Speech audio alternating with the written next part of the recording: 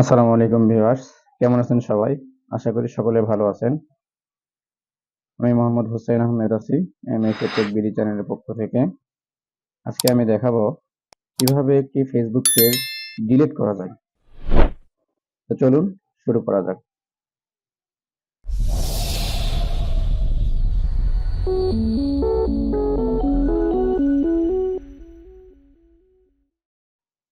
প্রথমে আমরা চলে আসবো আমাদের ফেসবুকে যে সফটওয়্যারটি, এখানে চলে যাব। তো এটি কিন্তু মোবাইল দিয়ে এবং ডেস্কটপ দিয়েও করা যায়। তো আমরা মোবাইল দিয়ে দেখাই দিচ্ছি এটা কিভাবে ডিলিট করা যায়। সেক্ষেত্রে আমরা সেটিংসে আসবো, পেজ সেটিংসে। প্রথমে আসার পরে পেজে এমন অ্যাক্টিভ আছি, পরে পেজের ক্ষেত্রে আমরা এরকম দেখতে পারবো, এই যে উপরে যে কোনায় এখানে ক্লিক করতে হবে। এই কোনায় ক্লিক করলাম, এখানে থ্রি ডট আইকনে ক্লিক করার পরে উপরে দেখতে পাচ্ছি সেটিংস, সেটিংসে ক্লিক করব। তারপরে একটু নিচের দিকে স্ক্রল করে আসবো, তারপরে একটু নিচের দিকে আসবো। তারপরে আমরা দেখতে পাচ্ছি access and control, access and কন্ট্রোলে ক্লিক করব।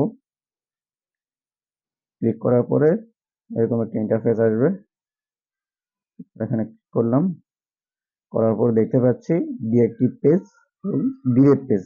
যেহেতু আমরা পেজটাকে ডিলিট করব, সেই ক্ষেত্রে ডিলিট পেজটাকে সিলেক্ট করলাম, করার পরে কন্টিনিউ ক্লিক করলাম। করার পরে আবার আমরা কন্টিনিউ করব। তারপরে আমরা নিচের দিকে আসবো, তারপরে আমরা আবারও কন্টিনিউ করব। তারপরে এখন দেখতে পাচ্ছি আমাদের ফেসবুকের যে পাসওয়ার্ডটি আছে, সেই পাসওয়ার্ডটি দিতে বলছে। আমি আমার পাসওয়ার্ডটি বসাই দিচ্ছি, আপনারা আপনাদের পাসওয়ার্ডগুলি বসাই দিবেন।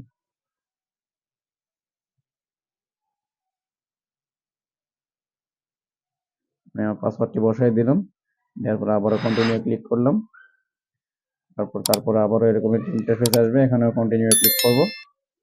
তারপরে দেখতে পাচ্ছি ডিলিট পেজ, ওকে, ডিলিট পেজে ক্লিক করলাম।